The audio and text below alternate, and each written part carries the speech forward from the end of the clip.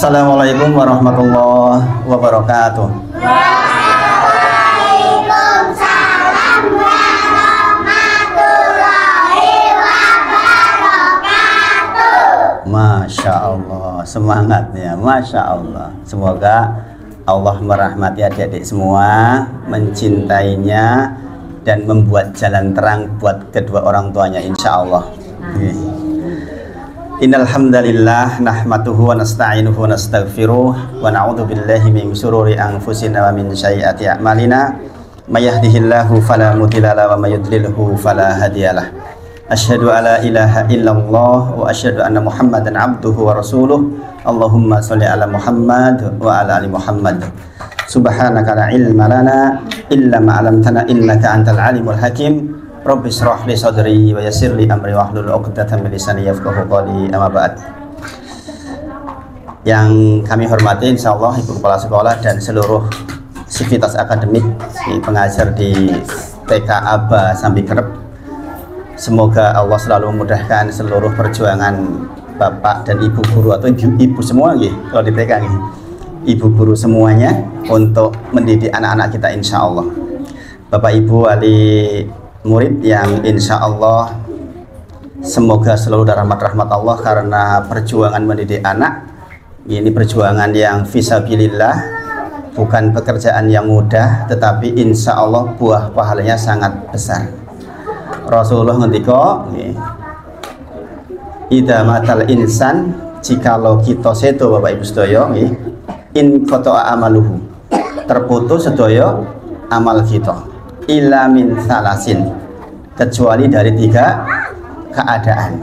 Hingga sepindah menika sedekahun jariyah, sedekah jariyah kita bisa lakukan sepanjang masih hidup insya Allah. Yang kedua, ilmun yuntafa'u bih, ilmu yang bermanfaat, seperti ibu guru, kemudian panjenengan juga mengajarkan di rumah sedikit-sedikit ke anak-anak, itu akan terus-terusan memberikan pahala.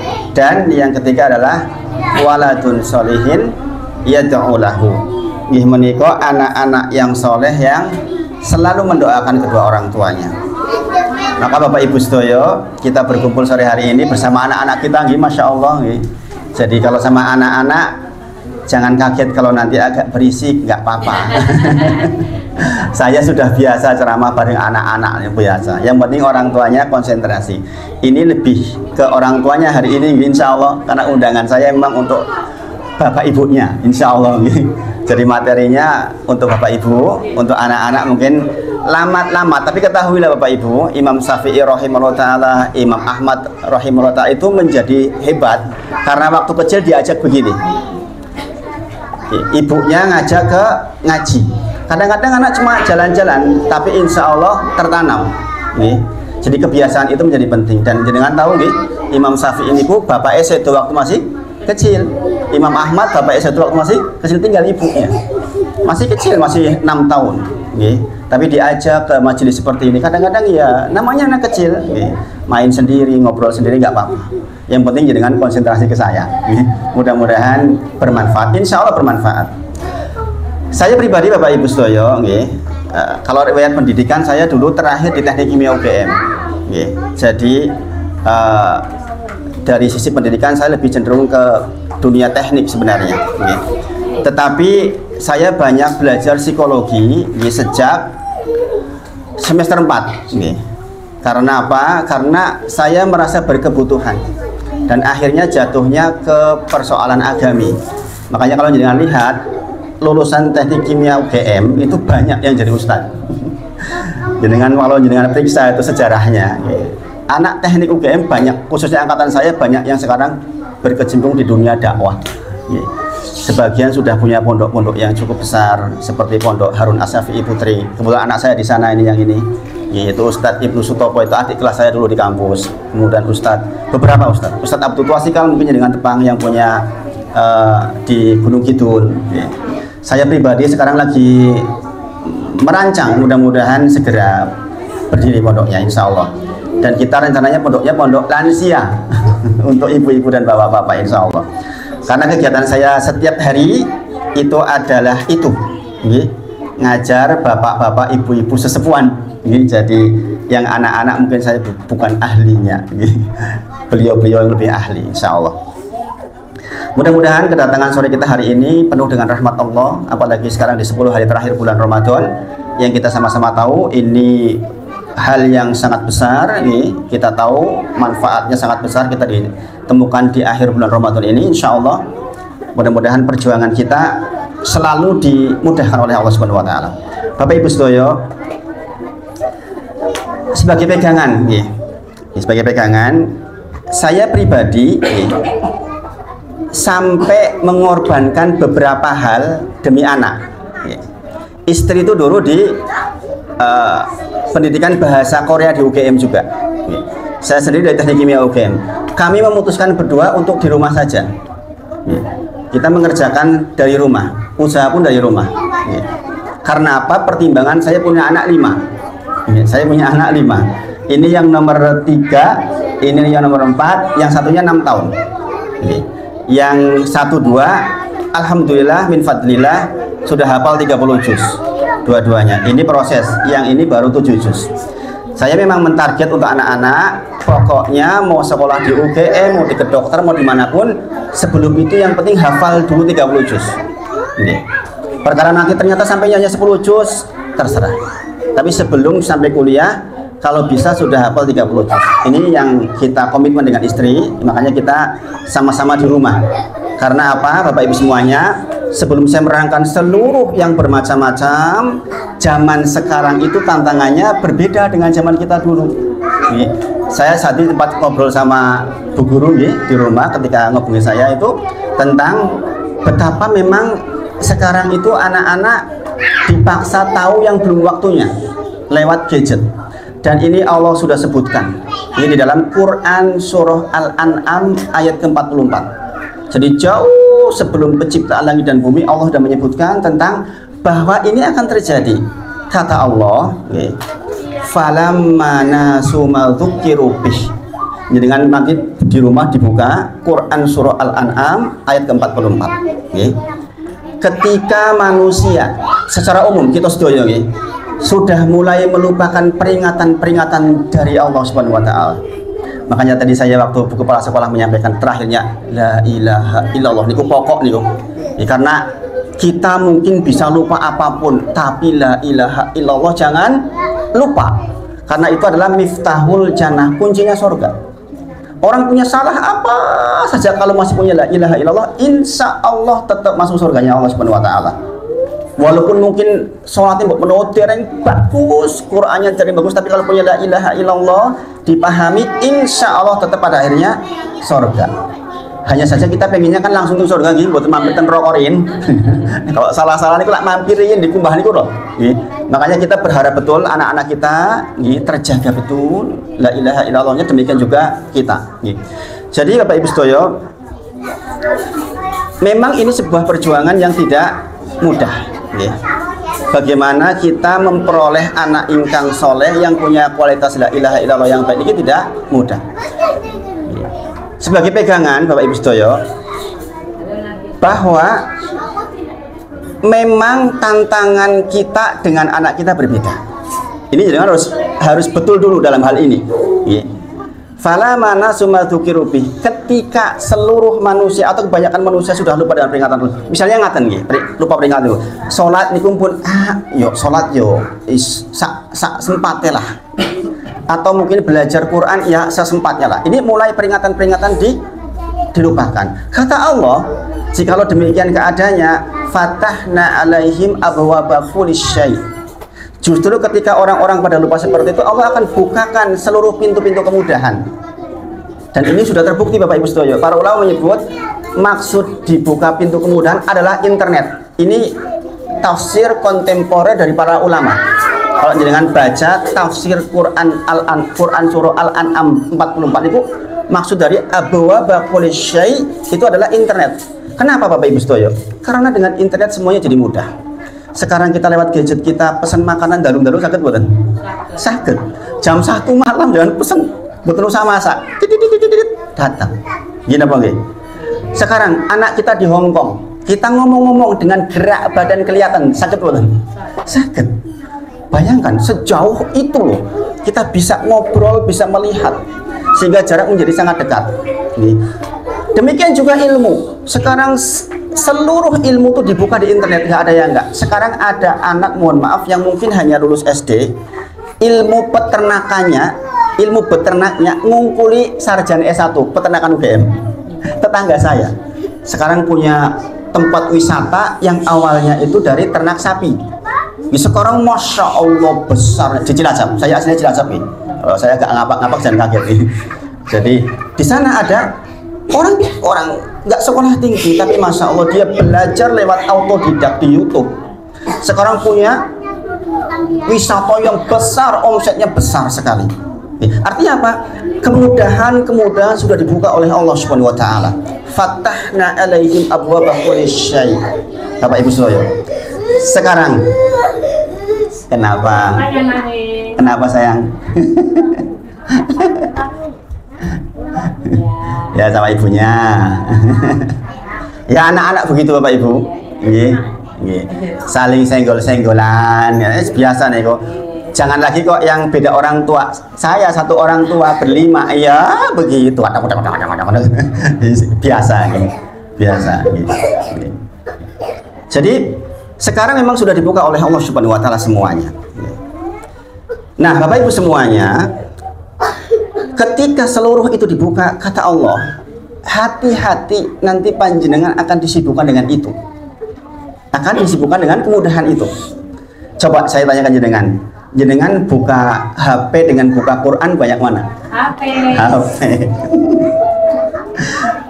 Saya di HP ada aplikasi Quran, kok saya bisa baca Quran lewat HP. Kapan terakhir dibuka aplikasi Quran? Pasti yang sering dibuka terakhir WA 1 menit yang lalu. Gila bang, bangun tidur jenengan yang dibuka pertama apa? HP. Saking sekarang kita sangat bergantung dengan HP. Bayangkan, maka Allah peringatkan nanti kalian akan disibukkan dengan itu. Normalnya Bapak Ibu Stoyo, kalau kita pengen punya kesuksesan, kali pertama bangun kita berdoa, ambil air wudhu, kita sholat, gila belum? Harusnya begitu. Tapi kenyataannya kan enggak. Kenyataannya kita buka pesan-pesan dari manusia, bukan pesan-pesan dari Allah Subhanahu wa taala. Maka kesibukan itu akan membuat kita kesulitan di dalam menghadapi kehidupan. Kita bareng anak kita, tapi kita pegang HP sendiri, anak pegang HP sendiri, kadang-kadang subhanallah. Sehingga komunikasinya nggak jalan. Sehingga ini tantangan besar buat kita Bapak Ibu Stoyo. Maka saya sama istri bilang, udah kita di rumah jagain anak kita gantian. Kalau saya pas keluar, Umi yang di rumah dampingi anak pegang gadget. Nggak suruh pegang gadget juga susah atau zaman sekarang ini Bang. Ojo HP-an, koncone yo HP-an. Gini apa nggih?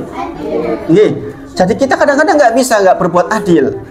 Tapi yang penting kita sekarang bagaimana anak pegang HP tapi didampingi oleh kita. Itu jihadnya Bapak Ibu Stoyo.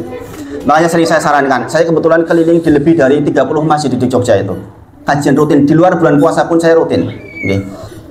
Banyak di antara mereka orang tua yang sampai menangis ke saya karena persoalan gadget ini. Bayangkan, sekolah sudah sampai kedokteran, mahal kan kedokteran, tapi nggak punya adab, ke orang tuanya marah-marah seperti pembantunya sendiri, subhanallah. Karena apa? Gadget. Kenapa? Karena gadget atau HP itu betul-betul informasinya vulgar sekali. Bapak Ibu semuanya, saya kebetulan menangani banyak kasus seperti ini.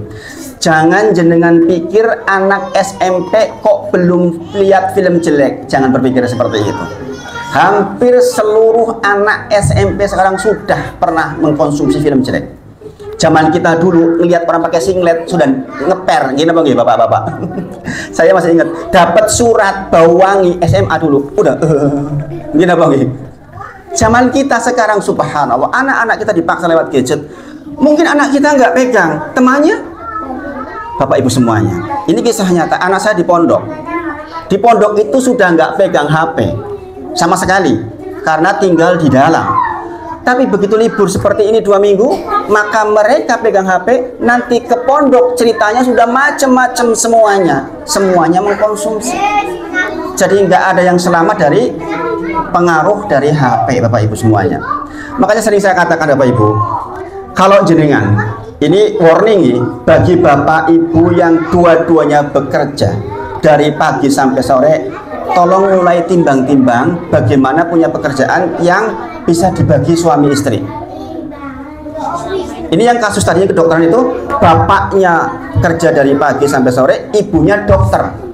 Salah satu orang nomor 2 di salah satu kabupaten. Ini orang penting nih. Beliau lulusan dari kedokteran UGM, kumlut, pinternya pol-polan. Tapi anaknya jadi nggak punya adab, subhanallah. Karena apa? Dua-duanya bekerja, nggak ada yang mengawasi. Bayangkan Bapak Ibu, 1 jam anak kita dipegangin HP, sudah selancar ke seluruh dunia. Sudah ke Korea, atau ibu-ibu juga seneng, drakor, ayo. Sudah ke Amerika, sudah ke mana-mana, yang di situ banyak sekali gambar-gambar jelek. YouTube dulu tuh agak lumayan, sekarang YouTube gambar jelek banyak sekali. Gini apa lagi? Apalagi Twitter, sekarang gambar jelek itu muncul dengan sendirinya, muter dengan sendirinya video itu, subhanallah. Maka kita sebagai orang tua sungguh harus berpasrah diri kepada Allah Subhanahu wa taala. Saya sampai dengan istri itu, kita berusaha tapi sungguh menyerahkan kepada Allah jauh lebih penting. Bangun malam, ya Allah, ini anak milikmu, yang mengurusi engkau, yang punya engkau, maka saya serahkan kepada engkau. Kami orang tua hanya bisa memfasilitasi saja, nggak bisa marah ke anak. Juga sekarang anak-anak lebih berani, gini apa gitu, diseneni malah nyeneni balik, punya hujah yang banyak. Maka Bapak Ibu, kita berkumpul hari ini, saya ingin meletakkan dasar-dasar kepada panjenengan semua. Saya dengan jenengan posisinya sama, sedang sama-sama mengupayakan punya anak yang soleh. Saya juga masih proses Bapak Ibu. Ini belum sukses. Karena kalau belum menikah ya belum sukses, saya katakan. Nek wis bojol ampun tanggung jawab piyambak. Tapi sepanjang belum nikah berarti tanggung jawab kita. Rasulullah ngendika nggih, man yuridillahu bihi khairan yufaqihu fiddin. Jadi pegang ini nggih.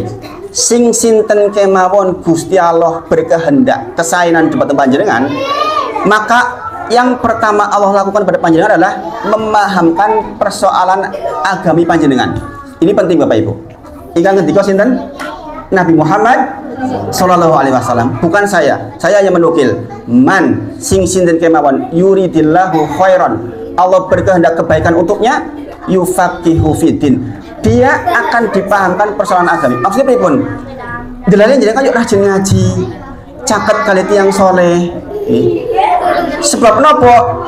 Konco niku menentukan, rencang niku menentukan. Kata Rasulullah, umpami panjenengan pengen ngertos agami seseorang, lihat temannya dengan siapa. Makanya kalau orang sudah di atas 40 tahun, penting memilah teman. Supaya apa? Kalau punya teman yang mengajak kita kepada kebaikan, deketi. Itu perintah dari Nabi Muhammad SAW. Tapi kalau kita masih yang dunia, terus nanti kita akan ke bawah jauh sekali, tahu-tahu meninggal. Nih, zaman sekarang banyak orang meninggal di bawah 50 tahun, nih. Banyak. Normalnya umat Nabi Muhammad SAW itu 60-70 normalnya. Kata Rasulullah, akmaru ummati ma baina sitin ila sabit. Umur umatku, kata Rasulullah, antara 60-70 saja. Wa aqalluhum yajuzu dalik sithik sing diluwihke sangka akan iku. Berarti nek jenengan pun 40 lewat, itu udah 2/3 dipakai. Kalau dikasih 60. Saya 48 sekarang. Berarti kalau dikasih 60, 12 tahun lagi. Lama kan 12 tahun? Bukan. Enggak lama. Tahu-tahu anak kita besar, kita sudah tua. Meninggal kita. Maka waktu yang terbatas ini monggo kita gunakan untuk mendekat ke agami. Karena kata Rasulullah, sing sinten kemawon dikehendaki kebaikan, maka yang dilakukan pertama kali oleh Allah adalah akan memahamkan persoalan agami ini pun, insya Allah. Dan ini adalah permintaan jenengan tiap sholat. Ketika jenengan sholat mengucapkan apa? Ihdinas siratal mustaqim. Gini bagi, ya Allah tunjukilah kepadaku jalan yang lurus. Apa adik-adik? Ihdinas siratal mustaqim, jalan yang lurus. Masa lu denger kan? Tuh, anak-anak bisa jawab, berarti mendengar. Masya Allah, Masya Allah. Kata Allah, ihdinas siratal mustaqim itu adalah apa? Siratal ladzina an'amta alaihim. Nggih menika marginipun tiang-tiang ingkang diparingi kali Gusti Allah. Ayat berikutnya niku. Siratal ladzina an'amta alaihim. Nggih menika marginipun tiang-tiang ingkang diparingi nikmat kepada mereka. Siapa yang diberi nikmat? Quran surah An-Nisa surah keempat ayat ke-69. Kados dengan pengen ngertos siapa toh orang yang diberi nikmat oleh Allah? Lihat Quran surah An-Nisa ayat ke-69. Wa may yuti'illaha wa rasula fa ulaika ma'alladzina an'amallahu alaihim. Kata Allah, sing sinten kemawon taat dumateng Allah lan Rasulipun, maka mereka itulah yang akan bersama dengan orang-orang yang diberi nikmat. 4 golongan Bapak Ibu sedaya. Ini yang harus jadikan teman. Minan nabiyyin wasiddiqin wasyuhada wassolihin. Para nabi, para orang jujur, para syuhada, solihin. Nah Bapak Ibu sedaya, yang bisa kita lihat sekarang ini orang-orang soleh. Kata Allah, wa hasuna ulaika rafiqa. Itulah kata Allah sebaik-baik teman. Sinten sing ngendika? Sabda pangandika Allah Subhanahu wa taala. Yang menciptakan kita, yang paling mengerti kebutuhan kita, yang paling mengerti, yang paling baik buat kita itu Allah Subhanahu wa taala menyebut koncone jenengan sing paling apik ini tiang soleh. Allah yang menyebutkan. Maka semakin dewasa kita harus semakin mendekat ke orang soleh. Karena kata Allah memang demikian Bapak Ibu semuanya. Karena orang soleh akan membawa kita, mempengaruhi kita kepada kesolehan. Bapak Ibu sedaya, tadi disebut di awal oleh saya ini bahwa ketika kita mati hanya 3 yang ditinggal. Salah satunya adalah waladun solihun yad'u lahu. Waladun solihin yad'u lahu. Nggih menika anak yang soleh yang mendoakan kita Bapak Ibu semuanya. Kenapa kok nggak disebut tetangga kita? Nggak disebut orang tua kita? Enggak disebut anak tetangga kita, enggak. Yang disebut oleh Rasulullah anak yang soleh yang mendoakan orang tuanya. Karena begini Bapak Ibu, secara umum tiang ingkang peduli dengan panjenengan mung 3. Secara umum tiang sepuh panjenengan asal masih hidup mesti doain kita insya Allah. Kita bagi kita sama anak-anak kita doain terus. Kemudian yang kedua pasangan kita, suami atau istri. Nek ditinggal mati ra bojo meneh nih. Nek bojo meneh mikirnya bojone anyar. Kalau nggak menikah lagi dia akan doain kita walaupun kita sudah mati. Yang ketiga anak kita, anak yang soleh. Istri bisa jadi sebentar juga nyusul kita. Orang tua lazimnya duluan daripada kita. Maka investasi terbesar kita adalah anak kita yang soleh Bapak Ibu. Nih anak kita nggak soleh, boro-boro mendoakan kita, mendoakan diri sendiri saja nggak sempet Bapak Ibu. Karena apa? Kalau nggak soleh akan dibuat sibuk oleh dunianya. Demikian yang Allah sebutkan. Makanya perjuangan kita mendapatkan anak yang soleh Bapak Ibu, itu memang bukan perjuangan yang kaleng-kaleng. Memang kedah tenanan banget, pengorbanan waktu, pengorbanan biaya, pengorbanan perasaan. Gini apa nggih? Saya mengatakan pengorbanan perasaan ini pengen nangis rasanya nih. Sebab napa? Kadang-kadang anak-anak ibu sudah dikondoni yo isinge yel pol. Ning awake dhewe arep dalam tanda kutip arep sengak dengan anak kita. Kan nggih mikir gini apa nggih? Teng ati jane dikondoni kok yo ora mudeng to iki. Gitu. Tapi kita mau ngangkat lagi, mikir lagi. Kita nggak boleh seperti itu. Makanya kadang-kadang saya sendiri, ya Allah, ini perjuangan perasaan yang luar biasa. Dengan yang sudah punya anak remaja mungkin tahu nih bahwa ngopeni anak remaja zaman sekarang itu subhanallah. Anak saya yang paling gede yang SMA kelas 2 itu sudah punya pendapat sendiri. Kitanya mau ngomong, tak bisa. Ini apa nggih? Nah ini namanya korban perasaan, gitu. Ya sudah, kita akhirnya ya Allah, anak ini anak saya, ning milikmu, Bapak Ibu. Ini kalimat yang penting nih. Anak ini anaknya kita, tapi milikmu. Inilah yang sering kita sebut dengan Alhamdulillahi Rabbil Alamin.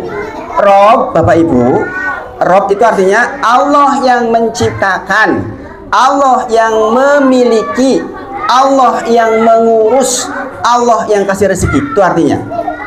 Dan dengan ngendiko alhamdulillahirabbil alamin, segala puji untuk Allah, dialah Allah yang memiliki anak kita, yang menciptakan anak kita, yang mengurus anak kita, yang bakal kasih rezeki anak kita. Sampai di titik itu kita tentrem Bapak Ibu. Iya, orang tua itu hanya sakit mengupayakan, tapi persoalan sukses atau tidak anak kita betul-betul urusan Allah Subhanahu wa taala. Iya Bapak Ibu nggih. Sehingga kita jadi tentrem. Kalau enggak kita stres Bapak Ibu. Bener, nanti kita kalau enggak menyerahkan kepada Allah itu stresnya luar biasa. Nah Bapak Ibu sedaya, lantas nggih, Allah berfirman di dalam Quran surah Al-Maidah ayat ke-3, al-yauma akmaltu lakum dinakum. Pada hari ini ya, telah kusempurnakan agama Islam untuk kita, untuk Nabi Muhammad dan untuk kita semuanya. Maka Bapak Ibu semuanya, tidak ada pendidikan terbaik untuk anak kita kecuali yang berdasarkan sunnah dari Nabi Muhammad SAW. Tadi tepuk tenangnya gimana Bu? Tepuk tenang. Ustadz nggak bisa. Tenang ya anak-anak ya. Tapi meskipun rame nggak apa-apa ibu-ibu. Jangan konsentrasi aja. Kalau anak-anak rame itu wajar. Ya nggak wajar itu kalau ibu-ibunya yang rame.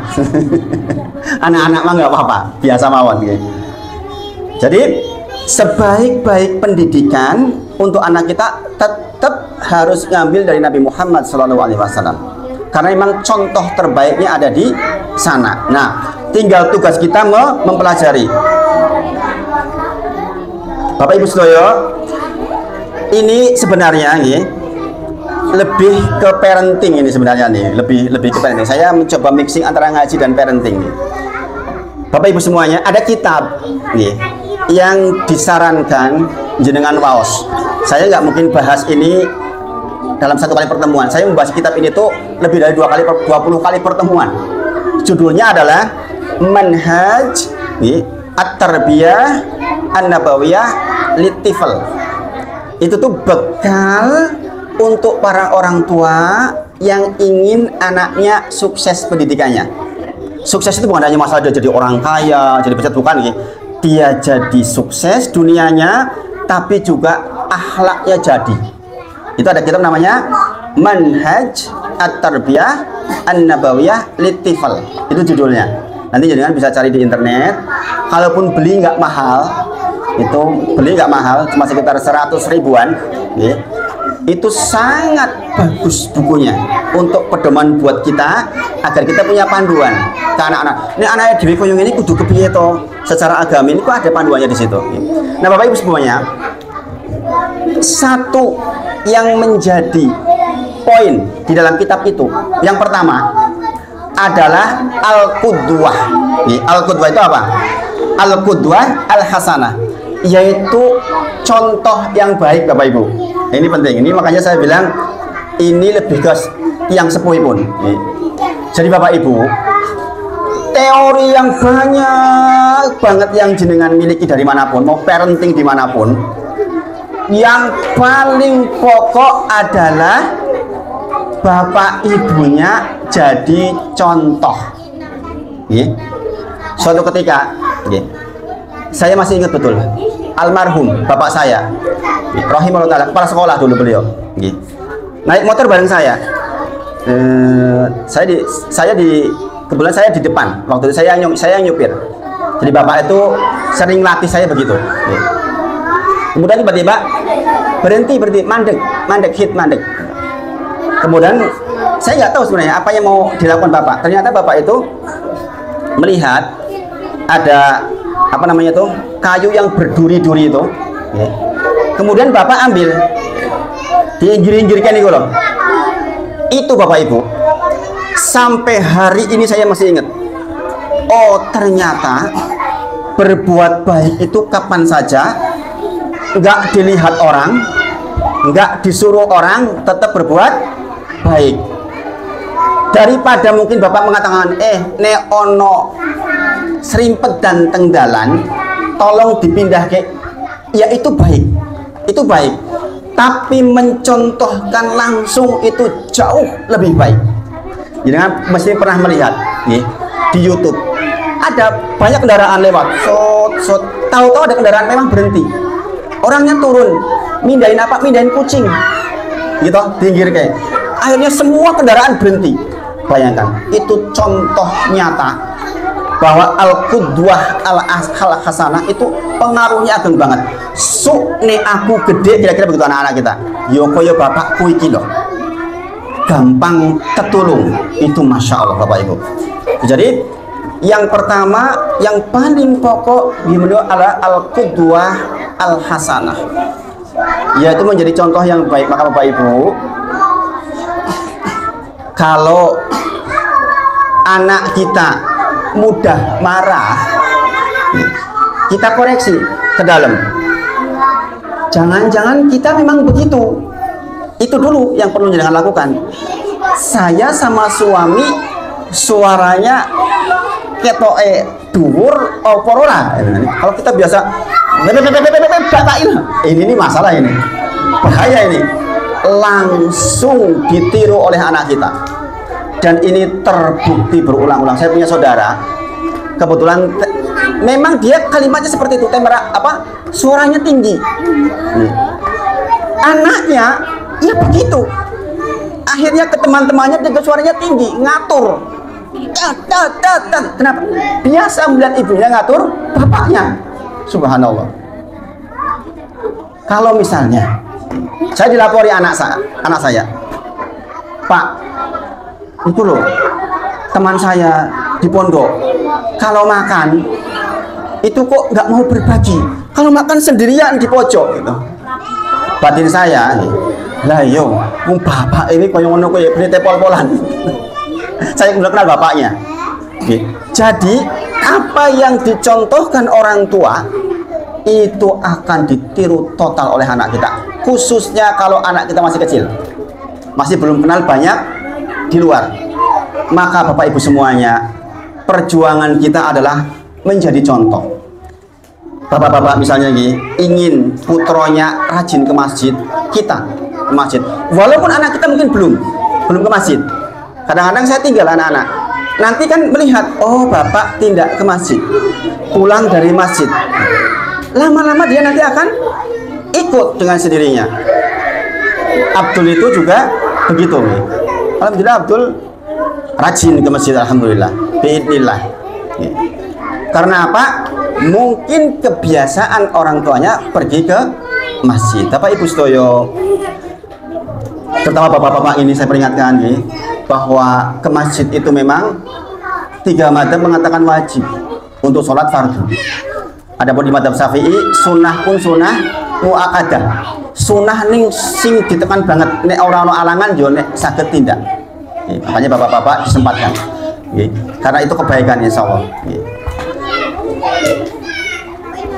Jadi Bapak Ibu, jenengan harus paham, ini juga saya pahami betul.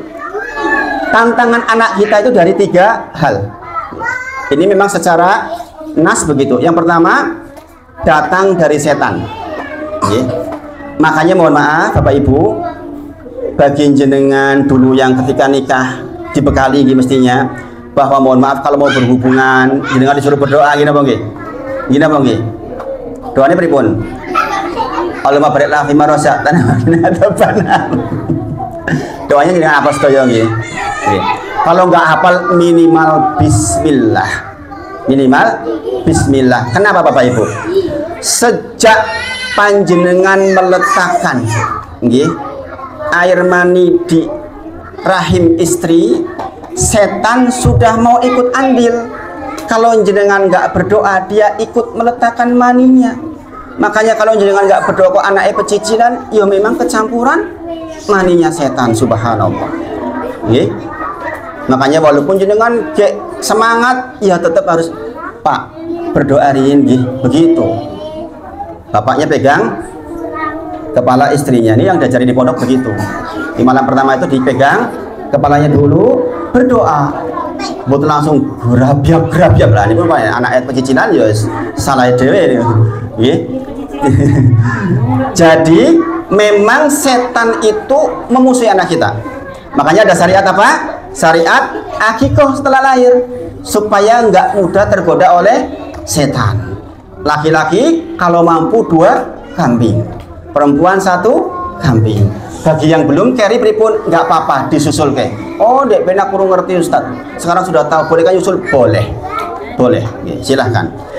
Jadi musuh pertamanya adalah setan. Makanya Bapak Ibu, di antara hak anak atas kita orang tua, hak anak atas kita orang tua yang pertama, bahkan anak kita urungono, belum ada loh anak kita ini, empun angsal hak kata Rasulullah. Kenapa? Di antara hak anak atas kita adalah bapaknya mencari umi yang soleh, ibu yang solehah. Bayangin, ini kalau jaringan dan anak ini kok, gitu.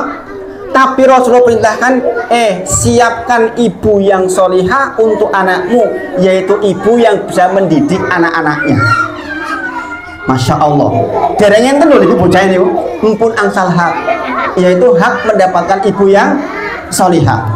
Makanya nanti jenengan kalau mau golek mantu yo diukur. Niki kira-kira kesolehannya bagaimana? Orang mau sugih tok, orang mau ganteng tok. Anaknya bupati ganteng sih sana, eman-eman men. Kalau nggak soleh repot Bapak Ibu. Kalau nggak soleh repot.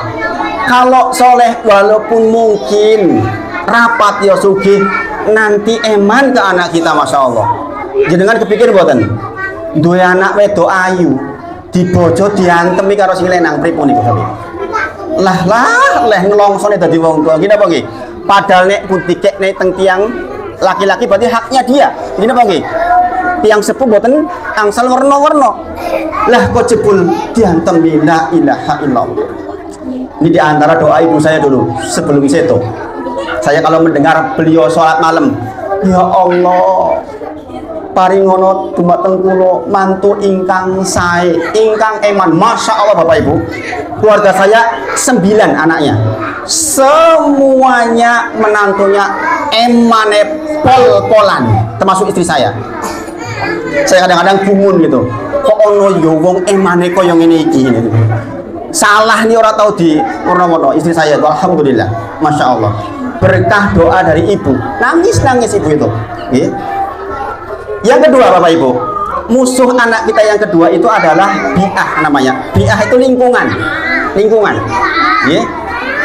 Karena gelem murah gelem sekarang lingkungannya memang demikian.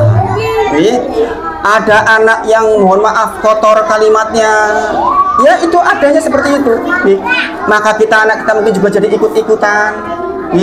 Ada kemarin Masya Allah, subhanallah, saya punya jamaah anaknya patah ininya nih, tulang ininya patah, kelas 5 SD, namanya Mas Arkan.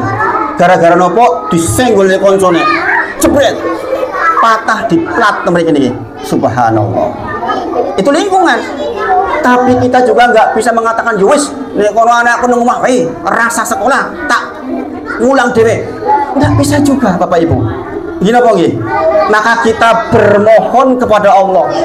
Bapak Ibu semuanya, ayo sering kumpul kepanggian sesepuan untuk generasi kita di masa depan Bapak Ibu. Jadi jenengan jangan hanya menyerahkan ke lembaga sekolah mawon boten cekap Bapak Ibu. Kasihan Bu Guru. Kalau Bu Guru suruh bertanggung jawab semuanya itu stres nanti. Maka harus kerjasama, kerja tim. Jenengan sering membentuk komunitas, adakan kegiatan bersama, rihla, pergi bersama, keakraban dengan anak-anak, sesama anak seperti ini, Masya Allah. Daripada mumpih di sak keluarga piyambakan, mending pihdik bareng-bareng kali lare-lare. Insya Allah akan lebih membantu. Ini yang juga saya galakan ke para jamaah. Sampun ngatos junjungan dolan dewe. Ini barusan tadi saya dapat kabar Aisyah cerita di Inggris itu ada orang meninggalkan anaknya 10 hari sendirian mati. Subhanallah. Jadi orang tua pengen penak-penak dewe. La ilaha illallah. Jenengan yang hadir sekarang jangan sampai begitu. Waktu kita untuk anak-anak kita Bapak Ibu, jihad kita di situ supaya punya anak ingkang soleh. Kemudian yang ketiga Bapak Ibu, musuh anak kita yang mempengaruhi anak kita orang tuanya sendiri Bapak Ibu. Bahkan ini yang paling dekat, yang paling mempengaruhi sifat dan sikap anak, orang tuanya sendiri. Makanya nggak mungkin keberhasilan bareng-bareng sak masyarakat kalau orang tuanya nggak komitmen. Bapak Ibu sedaya, demi Allah, kalau jenengan nanti sedo sing diarep-arep niku doane putra panjenengan, sedekah putra panjenengan, kajine putra panjenengan. Putra panjenengan menghajikan jenengan, jenengan berhaji. Putra panjenengan sedekah untuk jenengan dapat. Putra panjenengan sedekah Quran untuk nama jenengan, masya Allah jenengan dapat pahalanya. Bahkan dalam satu hadis dikatakan sedoyo amal soleh putra panjenengan pahalanya ngalir ke panjenengan. Maka Bapak Ibu, kalau jenengan sekarang kedah ngalah wekdal, ngalah harta, ngalah perasaan, enggak apa-apa, memang begitu, memang besar yang ingin kita dapatkan. Yang pertama, orang tua menjadi contoh. Saya dipahami sampai di sini, ini tentu saja nggak mungkin bertemu sekali seperti langsung paham. Yang kedua, Bapak Ibu sedaya, orang tua berbuat adil. Orang tua berbuat adil. Adil kepada siapa? Adil kepada suami, adil kepada anak, adil kepada diri sendiri. Jadi anak kita itu Bapak Ibu, kalau melihat orang tuanya tidak adil, itu dia akan niru.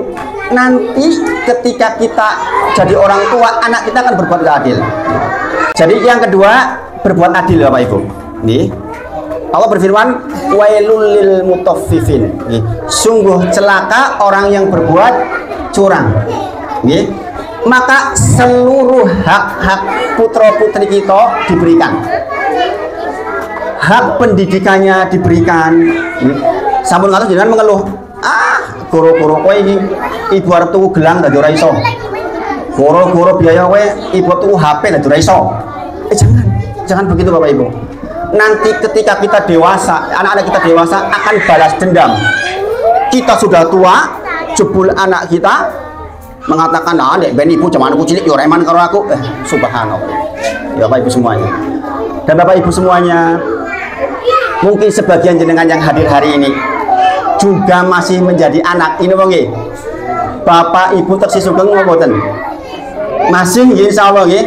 Maka kalau kita ingin anak kita berbakti dengan kita, kita berbakti dengan orang tua kita. Nggih. Allah berfirman, wa qada rabbuka alla ta'budu illa iyyahu wa bil walidaini ihsana. Bapak Ibu sedaya, kepada Bapak Ibu panjenengan, kita disuruh berbuat ihsan. Ihsan itu bukan berbuat baik. Ihsan itu berbuat baik yang terbaik. Contoh, jenengan diundang sama ibu, Bu, Nduk, tolong bawakan beras ya 5 kilo ke rumah ibu. Jenengan bawanya 10 kilo, itu namanya ihsan. Kalau jenengan bawanya 5 kilo, namanya berbuat baik. Perintah Allah itu ihsan, berbuat yang lebih baik. Maka panjenengan seperti itu yang dilakukan. Jangan sampai ke orang tua berkata-kata, saya dikeluhi oleh jamaah, Ustadz, saya punya orang tua, ikut saya, mertua, kaya mertua saya saudara bertiga, yang 2 di Jakarta. Kalau anaknya yang dari Jakarta datang dikasih uang 5 juta, 10 juta, anak saya yang bareng nggak pernah dikasih uang. Kemudian setiap pagi dia pakai kursi roda, ludah di mana-mana. Saya harus bagaimana Ustadz? Boleh nggak saya ngomong agak keras ke beliau? Enggak boleh, tetap harus bakti. Setiap kali ludah dipel, begitu harusnya. Bapak Ibu semuanya, sebegitunya Allah perintahkan kita berbuat ihsan. Supaya apa?